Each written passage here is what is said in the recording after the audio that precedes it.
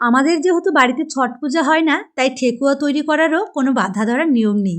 তবে কারণ ছাড়াই আমরা কিন্তু প্রতি বছরই বাড়িতে বেশ অনেকগুলো করে ঠেকুয়া তৈরি করে ঘরে সংরক্ষণ করি।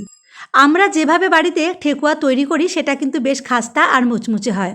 তো দেখুন, 1 কাপ আটার মধ্যে হাফ কাপ সুজি, কোরানো নারকেল, একটুখানি এলাচ গুঁড়ো, পরিমাণ মতো চিনি আর ঘি দিয়ে খুব ভালো করে মেখে নিতে হবে।